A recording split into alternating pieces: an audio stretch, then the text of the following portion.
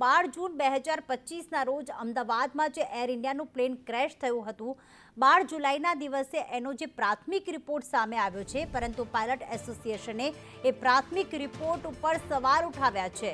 પાયલટ્સના આંતરરાષ્ટ્રીય સંગઠને આ અટકળો પર સવાલ ઉઠાવ્યા છે અને તેમણે એ પણ નિવેદન આપ્યું છે કે જે પણ તારણો આપવામાં આવ્યા છે કે જે ફ્યુઅલ બટન બંધ થઈ ગયું હતું, એક પાયલટે બીજાને કહ્યું હતું કે શું તે ફ્યુઅલનું બટન બંધ કર્યું છે, ત્યારે સવાલ ઉઠાવવામાં તો આવ્યા છે, પણ સાથે એ પણ કહેવામાં આવ્યા છે કે તારણો પર જે છે એ ખૂબ જ ઉતાવળે અને અધૂરા ગણાવ્યા છે। ભારતના પાયલટ એસોસિએશને પણ અગાઉ તારણોને ઉતાવળા ગણાવ્યા હતા અને હવે આંતરરાષ્ટ્રીય સંગઠન જે છે તેનાથી નારાજ થયા છે, પ્રાથમિક તપાસની અટકળોથી નારાજ થયા છે। દુર્ઘટનામાં પાયલટની ભૂમિકા પર સવાલ ઉઠતા જ એસોસિએશન્સ નારાજ થયા।